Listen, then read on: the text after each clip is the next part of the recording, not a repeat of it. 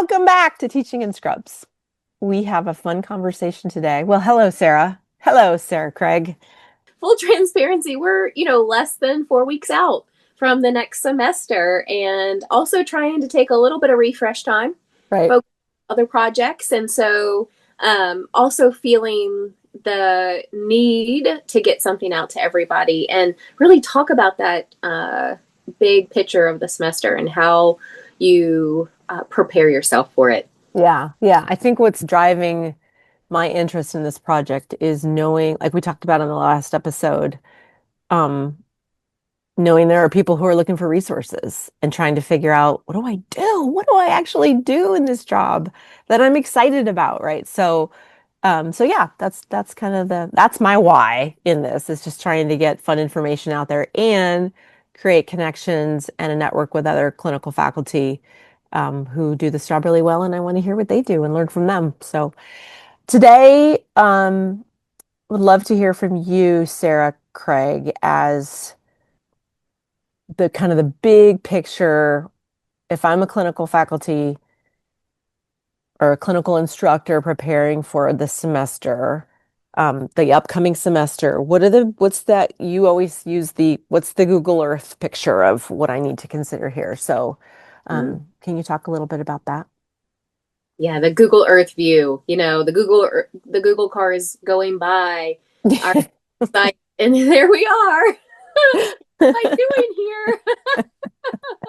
Where's my map? And so I think that's a big piece that we don't emphasize enough with our, when we're starting as clinical faculty. I don't remember really thinking about the syllabus a lot or getting it super early. I know when I first started, just full transparency, it felt like that thing for the students.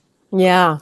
And, about halfway through the semester, and repeatedly having to reach out to the course professor, because this was the first time I taught clinical. I don't remember having access to the course site to where I would have even seen that syllabus, if I'm completely honest. I'm dating myself now.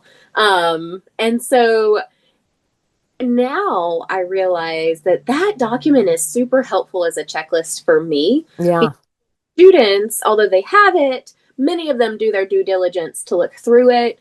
They come with a lot of questions, like, so what? What's this about? Especially if it's their first clinical. You end up needing to become the translator Right. that document. And so now, anytime I get a syllabus, I kind of love not being the course professor.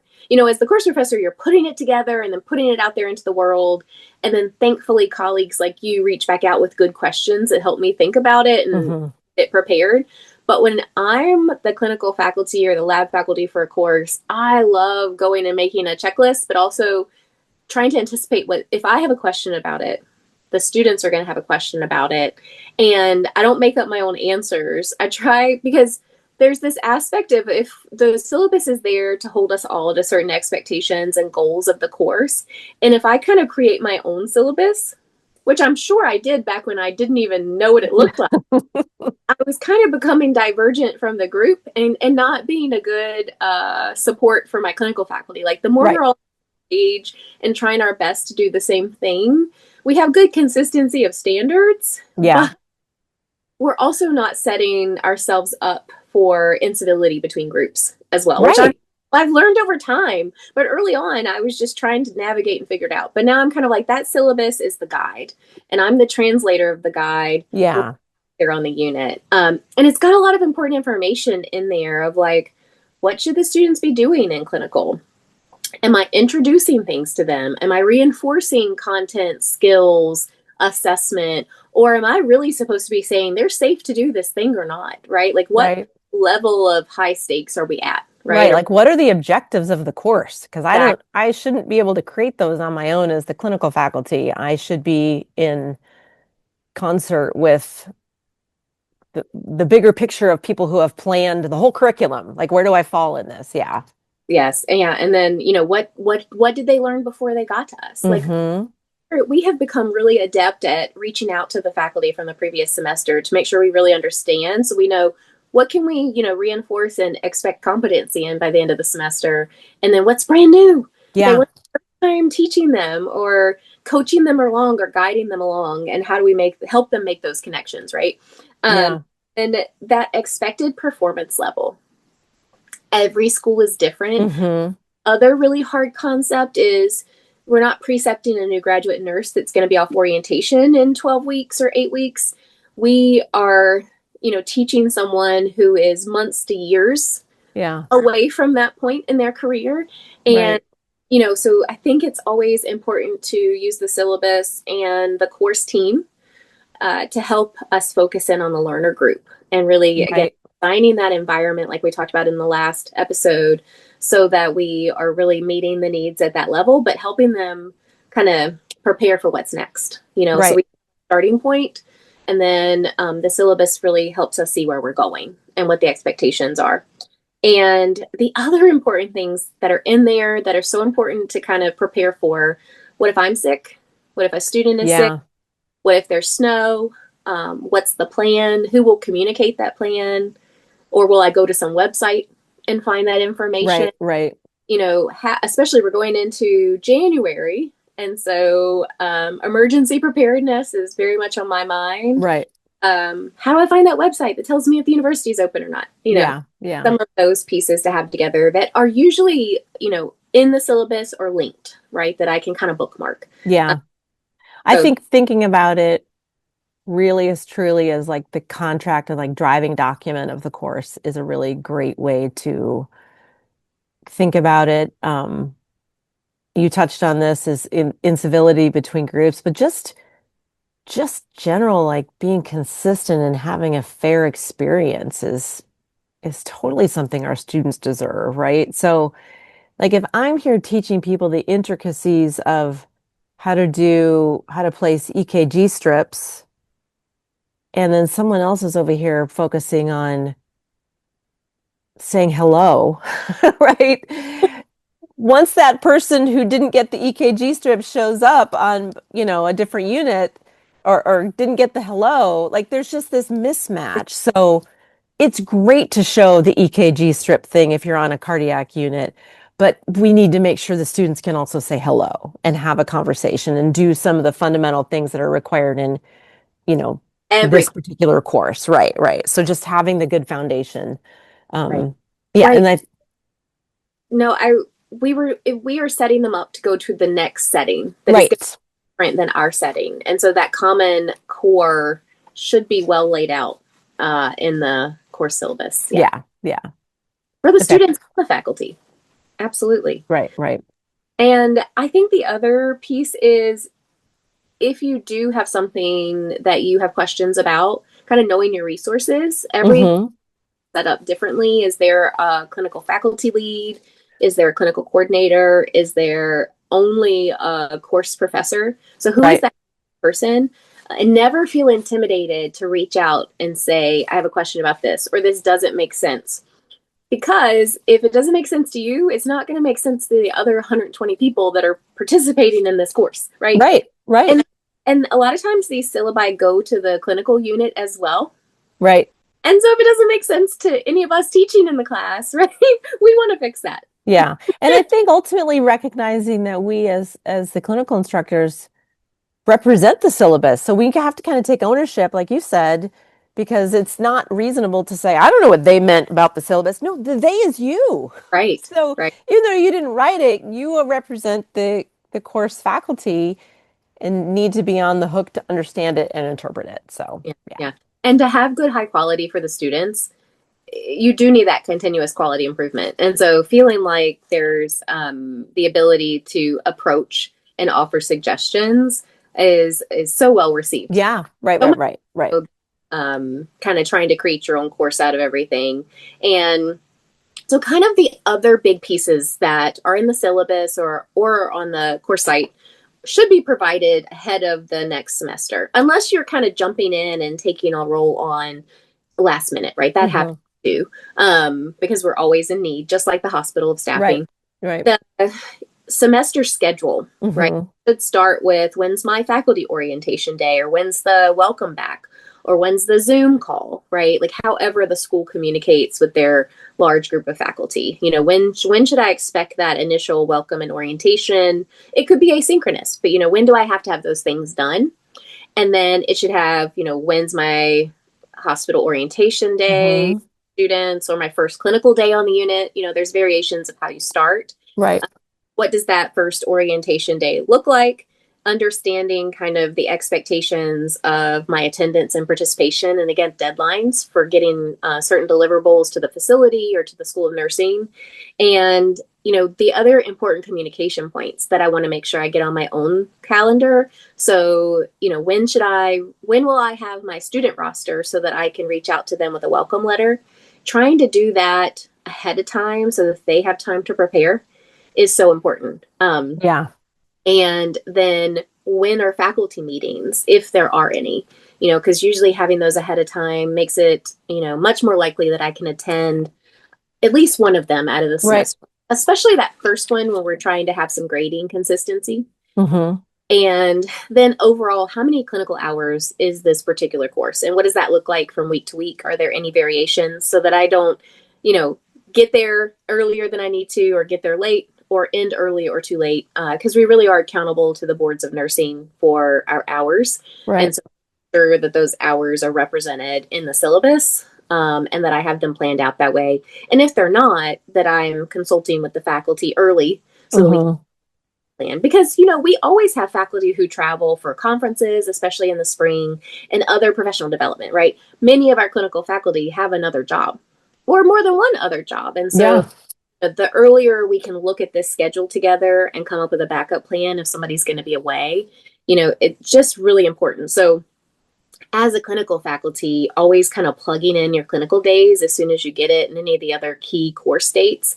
Because if you do have a conflict, right, the school's going to be able to help work with that if you're kind of proactive about it. But it's really hard to switch something last minute.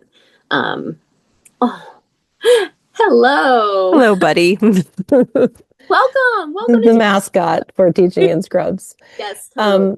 Um, One thing I was going to add there, you reminded me of a funny story that in early on, one thing I was going to add is understanding what you are responsible for providing content for versus where you are a participant or a content expert.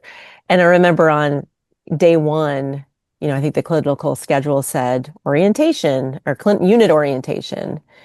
And I had a newer clinical faculty member come up to me and say, who was on a different unit, just happened to see me and our groups kind of passed in the hospital and said, "Hey, where do we go for the unit orientation?" And I went, "You are actually doing the unit orientation." And that person went, "Oh," right. So, and I felt really bad, but I also had my group. So, but it's Right. kind of understanding what on there are you on the hook for creating the content for and putting together. So, Yes, that's something great to, if there's a skills section, are you responsible for what those skills are and teaching those skills? And if you're not comfortable with something, letting someone know early so that they can have resources there for you that day, right? right, right, right. Absolutely. And another kind of key piece along those same lines, you mentioned content expertise, right? So every simulation lab operates differently and is staffed differently. But there should always be kind of clear dates on the schedule for the students and the clinical faculty of when it's a simulation day. Are Hmm. they on your scheduled clinical day? Are they on a separate day? As the clinical faculty, do you need to attend or not? And then if you are expected to be there, what's your role, right? At our School of Nursing, there is a facilitator, and the clinical faculty is the content expert. But you may have the opportunity at a school to get facilitator training Hmm. to facilitate the simulations. And so it just opens up another kind of area of tools that you can um, get onboarded to. And so, kind of again, asking those questions of what's the setup at that school, because you might teach at different schools and it'd be different at each one. And so, kind of being prepared for that's really important. So, it's not just one of those where we can show up and do other work. That's the other thing I love to talk about. Yeah. I loved the sim days because it was a day for me to be an observer. Hmm. And, because when you're on the hospital unit, I don't see all of my students every single time, especially if I have 9 or 10. I see the Right. ones I'm giving meds with, but the others, I hope I've set up well for success, and Right. I do Right. like huddles and check-ins or ABCs. You look good. Keep going.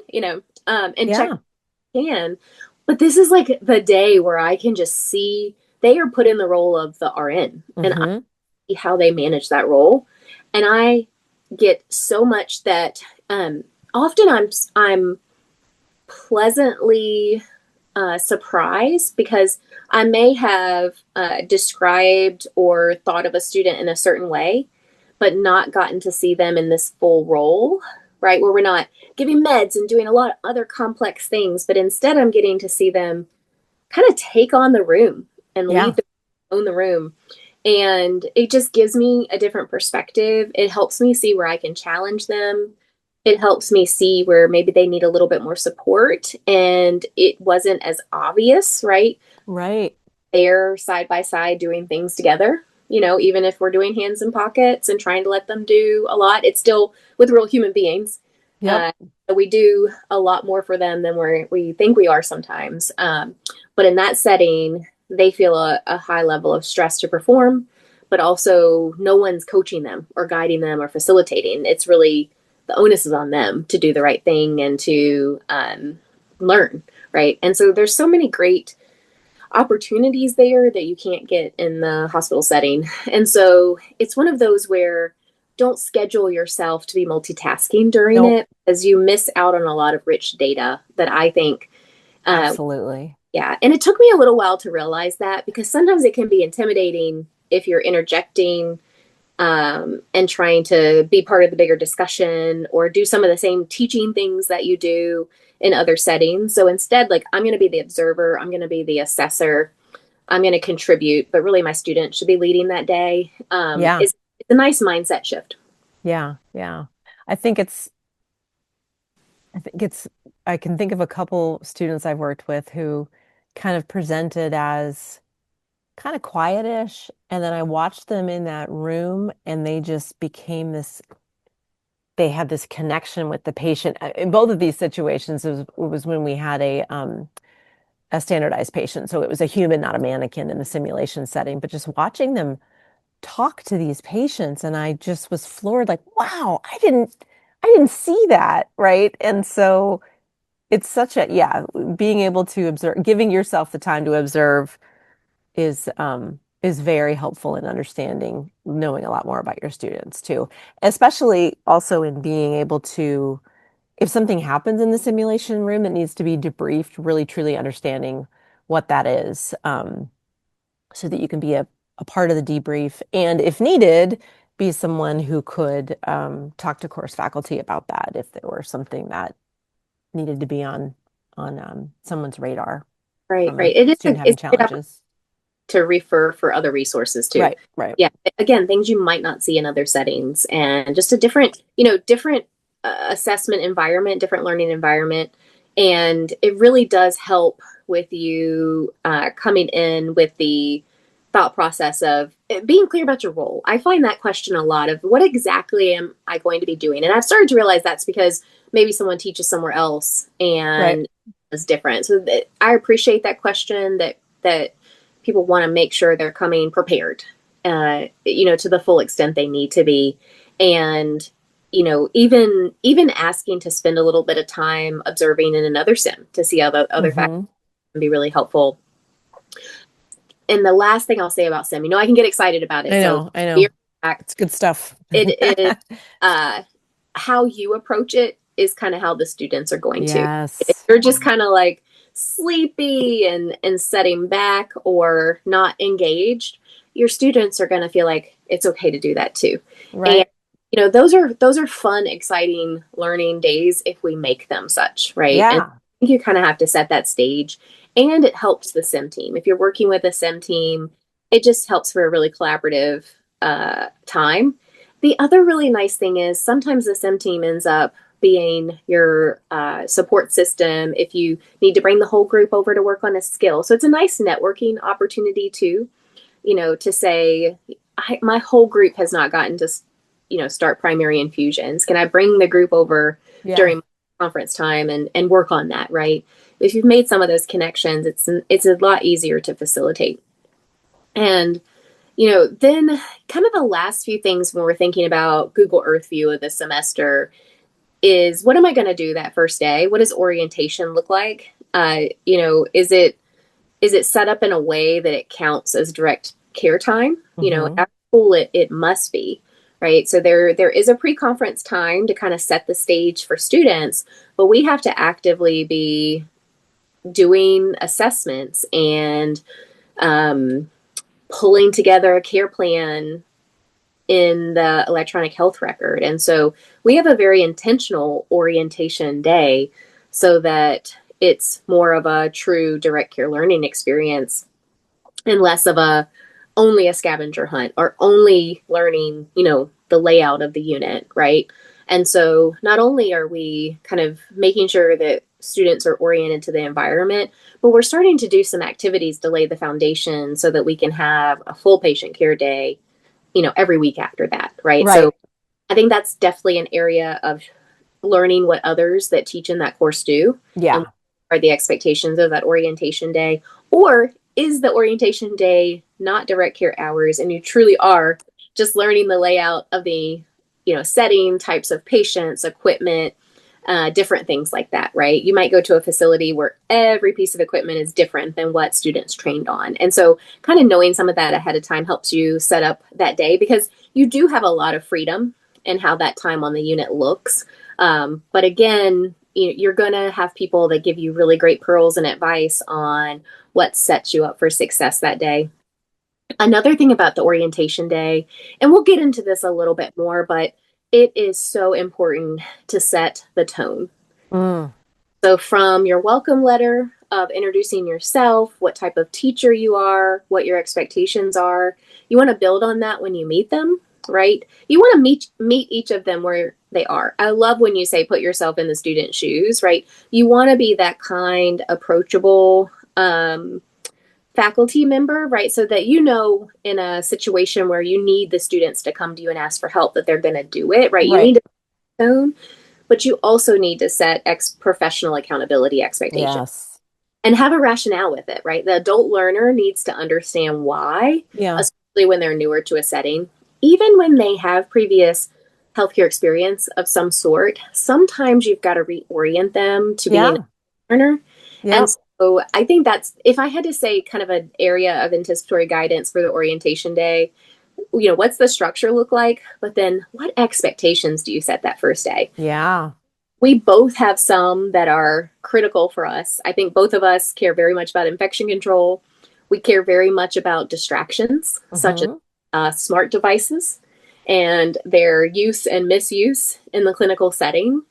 And, those are always conversations to be had. And Yep. I will just share, uh, I am very much, uh, this is how it will be Right. because you're going to be good clinicians on this unit. And, I want you to be successful and I will do everything I can to help you be successful. But these are things that I'm not okay with and are not safe to me. And here's why. And Right. I have gotten a harder and harder line on that over the years because you can't go back in time once you're a couple of weeks in, No. you Right. know.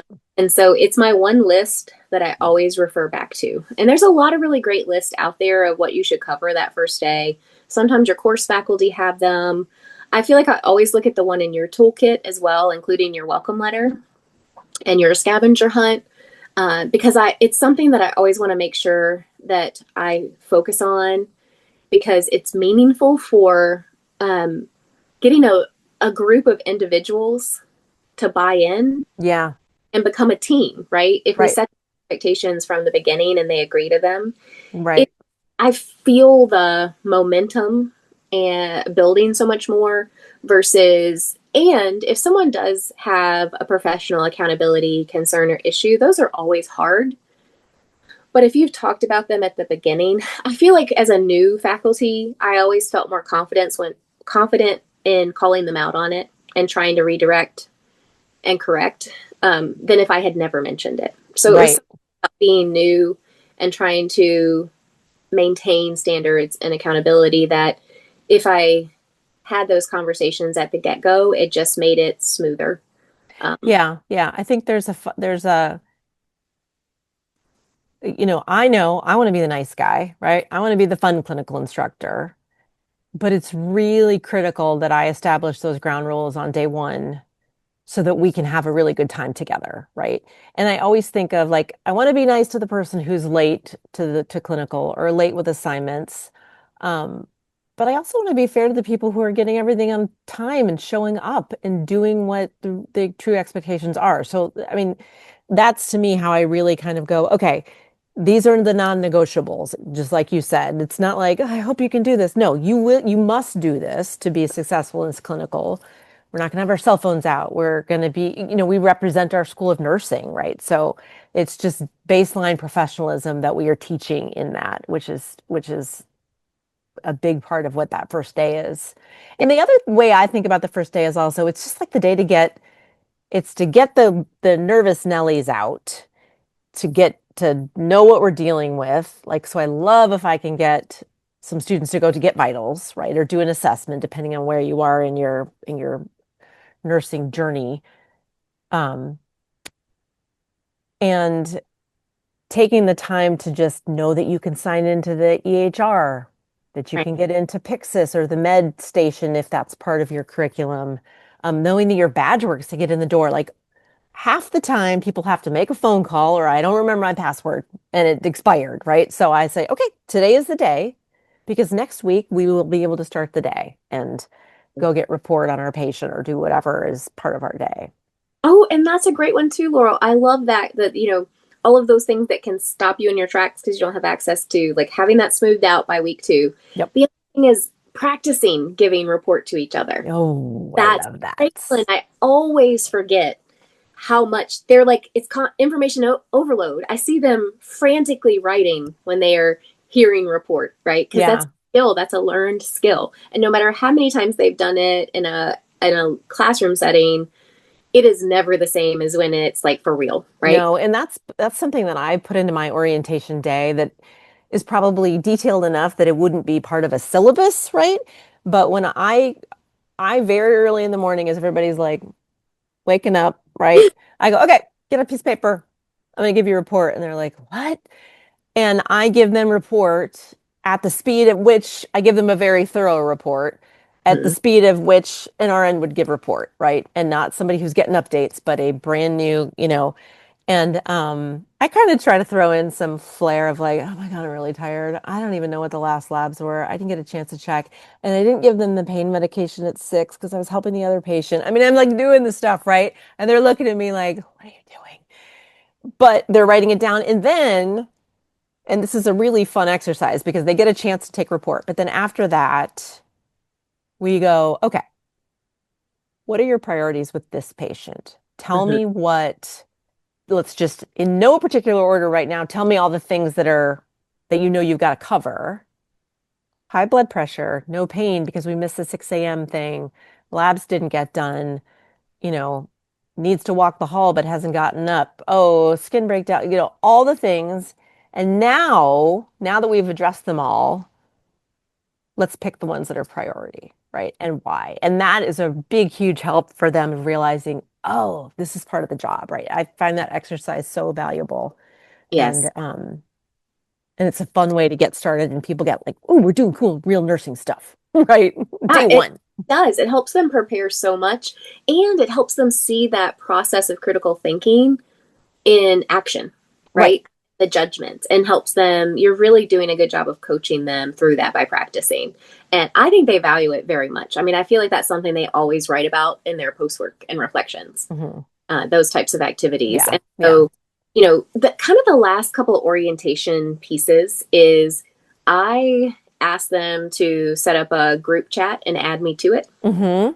Um, that really helps me to make sure that from the start I have all of their information. If I have them handwrite it on a piece of paper or type it in somewhere, it's not the same as, let's start the group chat with me in it and then start your group chat without me in it. You Right. know, need both. They need both. Right, right, right. Yeah. And the other thing that I make sure I have in my phone before I take them over that first time, especially thinking about if you're not near your home institution, we have people that are 70-mile radius of us teaching with Right. us times in certain semesters, making sure everybody has emergency contact numbers, right? Hmm.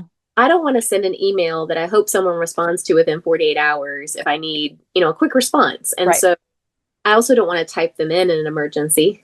And so having them ready to go so I can call someone if I need to Right. is extremely helpful, And you right? mean like you mean resources, course professor, like a dean of students type person within your school or your organization, right? Who's the number, our school of nursing, our dean of students office, it varies of the start of the day, Right. right? So like who's that person on call from Right. a course? And Right. if there's not one, right, then I know I go through my normal procedures. I'm going to call, I'm going to get the charge nurse's help. I'm going to get the house supervisor's help. I'm going to follow my facilities protocols. But Right. at some point, right, I need to let the school know. Right. Um, Right. you know, The reason I asked that is what I have done before at the advice of certain course faculty has been to get like a roommate's phone number so that if you don't show up, student, and you're not answering your text, I can call your roommate or whoever's going to know where you are. I don't right. want to call your mom in a different state who's not going to know whether you are, sleeping in. So, sometimes I do it, sometimes I don't. I have used it before though when somebody didn't show up um, but that's another resource to be able to go like, who's your contact person? Yeah. So if I Who's can't the, find you, I'll know you're safe. yeah, the well-being check is so Yeah, important. Because right, right, sometimes you'll say, okay, who has their number? And, if they haven't set up the group chat, they don't have it, right, right, and right. that's a really great pearl of wisdom. The other thing, since I have the syllabus and I'm the translator of the syllabus, I have highlighted important things to make sure that we talk about. And the other piece is what are their deliverables that are going to be great? Mm, yep. I always make sure that we spend time on that, usually at post conference. I may talk about it a little bit, but they always are going to have better questions after we've been kind of talking Yes. during the day. And so in post conference, I spend more time on it so that they're all really clear about my grading expectations. Yeah, yeah. In That's the really, really important in week one for sure. right. Um, on that subject, can we talk about bigger picture feedback Mhm. this semester? Right. And so, kind of looking at overall feedback and times to give it, we're going to do another episode where we talk about tips and pearls for feedback. But you want to think about when you're going to give feedback during the day. So, Hmm. that just in time feedback, in the moment feedback. If you don't have an opportunity to give that feedback in the moment, is it appropriate to give to the whole group in post conference if you feel like it's something that would be helpful to everyone? Is there an opportunity to give it on their post work? There's certain times where you might ask a student to stay after, or you might talk to them or text with them. I find texting to be sometimes really helpful if it's just a quick feedback piece, or can it wait for the post work? So making sure that I'm conveying feedback in a way that they should have an opportunity to work on it before we meet again for the next Right, clinic. So important. right, And kind of again resetting goals and setting clear expectations as things come up. And that's not just for things that need to be improved upon, but also I want to give, and that's sometimes harder for me. I don't want to give like fluff of great job. And so trying to make sure, and that's where that grid and being able to write down key information becomes really helpful when you're giving that feedback of, hey, I want to tell you that you did a really great job with that mobility and that AM care this morning. yeah, Thank you, And yeah, I had to be really intentional about that part because it always feels easier to type up the things they need to work on. And right, I felt to be there to be a gap. Or when we're having a conversation, I will always try to make sure that I, if necessary, need to give some positive feedback as well. Sometimes I can muddy the waters if you need to give something really important, but that right, trying to make space for that in the moment feedback is really important. I liked what you said previously that maybe you talk about it outside the room, right? after you leave the room. Like we never give feedback in front of patients, but after you leave the room, it's a great opportunity to huddle together quickly, give Right. the student a chance to reflect and emote, and then kind of give some critical feedback or some Yeah. uh, positive feedback as needed, and kind of preparing them for that. That is one thing I tell them my feedback style so that they're Yeah. prepared for it and know. Because I find nursing students, really any healthcare student, if they're not getting feedback, they kind of feel like a boat without a rudder. They Right. even the exceptional high performing students, they really crave feedback. Right. Right. And it's not like to your point of it's not just good job, but it's good job doing this, and here's why, right? This is what was good about it. This is what you are really, this is what I'm observing your strengths are. And that's what I try to do that. Somebody taught me that, and because I used to be like, "You're awesome." Why are you awesome? Tell me why I'm awesome, right? Yeah. One thing you said that I just wanted to point out was figuring out what needs to be feedback needs to be given face to face versus what needs to be given to a group. Um, some stuff you'll go, oh, I got to tell everybody that, and that's great. But what I really try to make sure I caution against is giving feedback to a group because I'm too chicken to give it to one person, Oh, right? yes. So if I need to tell Sarah that this is something that Sarah needs to work on, or hey, this happened, I need to be brave enough to go figure out how to provide good, formative, supportive feedback to Sarah, right? I might also need to tell the greater group because this is an infection control thing, but I need to know that you know, like I need you to know, like I'm talking to you, right? Right. Absolutely. Um, that's a that's a sign of a brave clinical instructor, I think, is being able to do that because it's not always easy. Yeah, so using good judgment, using consistency to do that, right? So making sure that we're doing that for each student that we're seeing. Hmm. And that's why I think like I find myself able to do that much easier on the days I'm giving meds with them. I can have a Right. good solid huddle because I've spent a lot of time with them. And then kind of seeking out other opportunities. The morning's always busy. I'm going to focus more on the folks that I'm giving meds with. The afternoon, I'm going to go seek out the rest of my group to give more meaningful feedback and intentional feedback from that point forward. And, that's kind of that informal growth based feedback, and that holds true with your more formal grading feedback. Some schools do it weekly, some do it at midpoint of the hours and at the end. And so thinking about, what's informal growth based and what's kind of hard stop formal feedback of, you're safe in passing at midterm, you're safe in passing this course. Right. And that is much more high stakes feedback. And it's so important, right? If we have a 6 week clinical, by week 2 to 3, you need to have given some formal feedback, especially if you are concerned about the student being safe and successful. Right. And so that's another kind of point of clarity of what are those points in the semester, to make sure that you're giving students an opportunity to remediate and improve, right? It's What do much you, easier in 12 or 14 weeks than in a 6 weeks. yeah.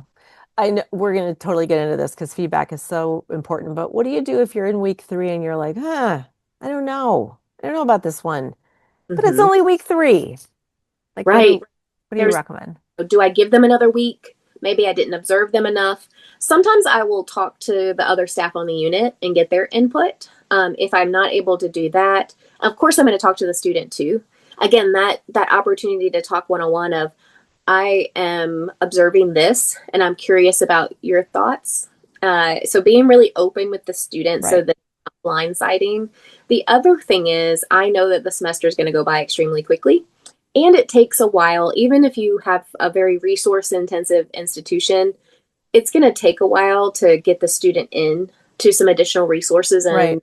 and uh, support. And so the sooner that you do that, the better outcomes and success for the student. If you wait and say, oh, I'm going to give them another week and I'm going to give them another week, before you know it, the student doesn't have access to the resources that are going to help them be Right. successful. Right. Right. It's too late. Yeah.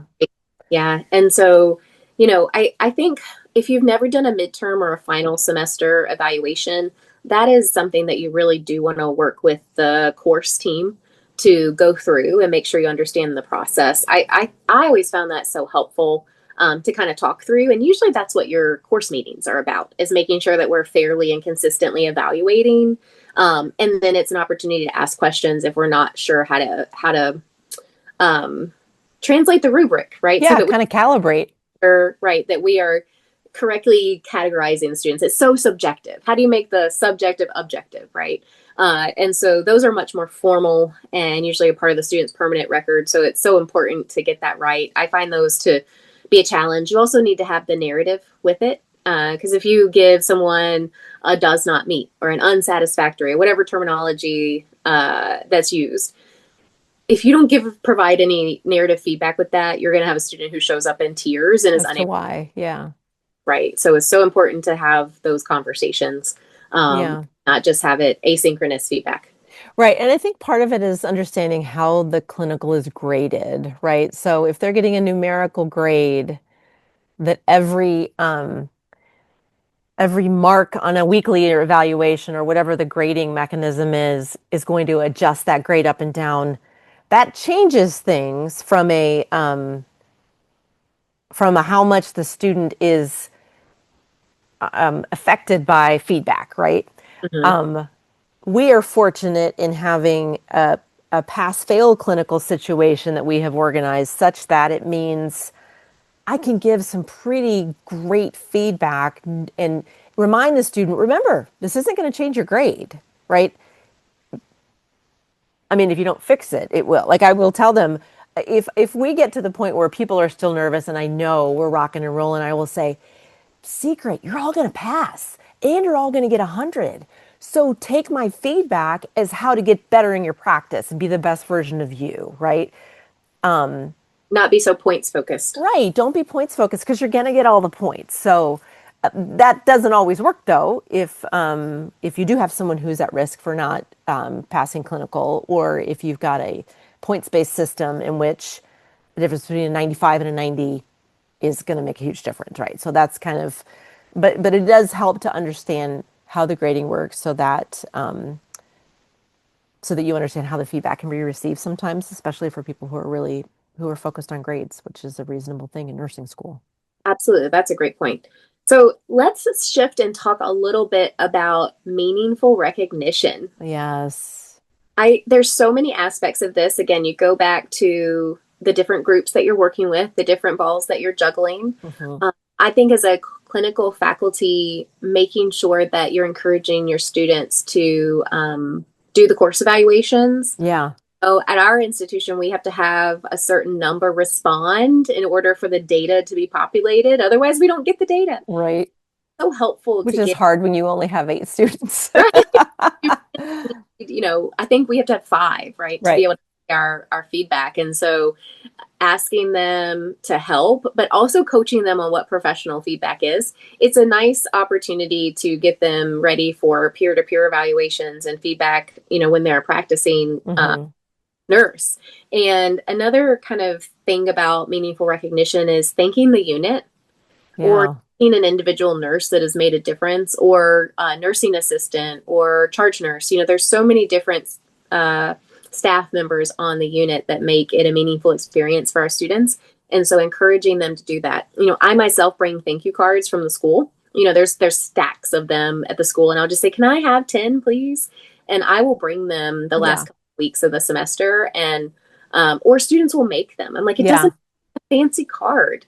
Um, faculty or the units just love the They recognition, do. They really do. Yeah. and they'll keep it hanging up in their staff rooms forever. Yeah. So what do you do with your groups for recognition at the end? I think this most recent semester, both groups, I'm sure it was prompted by, well, I don't know who it was prompted by, but um, for the first time, both groups like coordinated their own thing and made cards for the unit, which was so nice because it was just something that was truly and genuinely there thanks to the unit, right?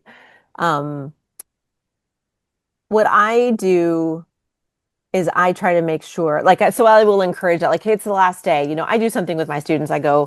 We go get like a snack and go on a little field trip somewhere on our campus and have kind of a debrief off-site kind of thing. But one thing that I make sure to do is to go send a message to the nurse manager and just have a very genuine thank you.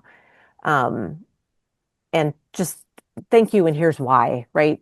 Here's who was so helpful to us this unit. I mean, I'm really lucky this semester. I'm yeah, lucky to have a unit that is really, really supportive of students. So I just want to um, thank them. And I also usually do, yeah, I try to call out nurses who have been particularly helpful and just so because I know, I asked the nurse manager once, like, does this help? And she said, yeah, because people go up for promotion and it's helpful to have these things in their files. So yeah, we appreciate it. So um Absolutely. Yeah. The whole nurse manager email, that's a great point. And giving specific details, I mean, that makes a huge difference. The unit that I taught on most often, the nurse manager would put it in their staff newsletter, you know, yeah, and it was great. Like I felt like it made even a more exciting atmosphere to go to because people were like, wow, they actually appreciated what I did for that student group. yeah. I had a couple quotes I put from nursing students that were like, I heard somebody say something that particular day, and I think that they really appreciated it. So Yeah. just letting them know how much we value that.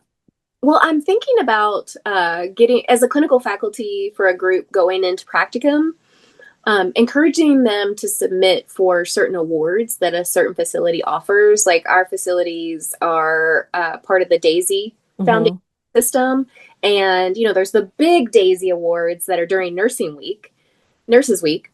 But then there are lots of opportunities to just submit for it because it's Yeah. meaningful recognition and it's so lovely. Yes. So some of my students have put those in, and it's been so exciting. They feel so good that they've done it because they're always trying to think of a way to recognize someone, Yeah. and sometimes they don't feel like that thank you card is enough. And Right. so, especially your more experienced students who really get how hard it is to do their job plus support students, I think can be really helpful. And then, kind of you mentioned the last day, and we can talk a little bit more about that, but how do you organize yourself for the end of semester recommendation request? I mean, sometimes they start coming in at midterm, depending on the semester. So, recommendation for externship or nursing assistant job or new grad, Yeah. and they come in from different students from different Oh my semesters. gosh, yeah. And it Just becomes it's a whole side gig, an unpaid side gig, right? yeah, right. I have a big spreadsheet that I keep track of um when the student asked me and whether it's an externship or like I've just got a big spreadsheet that I keep track of all that on so that I can be um responsive to students timely, right? When's my due date? Are they going to need a letter? Do they need a form completed? And I just try to track it that way. I am very mindful that students only have a few clinical faculty by the time they're applying for an externship. So I try to support them in doing that. I am very honest in my recommendations um, because I am also back to mindful of the other people who I know are applying to an organization, right? So I think it's fair to the organizations to know, hey, these are this person's strengths, and but yeah, you'll get them, and I think it's a kind thing to be able to do to help students because they don't really have a lot of resources to get those clinical faculty recommendations from. Hmm. Yeah. And kind of with that, I think making sure you have a School of Nursing letterhead Hmm. Yep. and examples from other faculty, Yeah. especially on site, being able to reach out to the program person or the course team and ask for that can be really helpful. I remember wanting some examples because it was different than writing a recommendation for a staff member. Yeah. And so I remember needing to look at a couple of those first. And then let's kind of talk about some of the things we need on our calendar for the end of the semester. It's a celebration. The last day is like so exciting for everybody because there's that period of time around midterms where you kind of get tired, right? Right. Then before you know it, it's the end of the semester and you're like, Right. we Right. made it. Right. Micro goals achieved.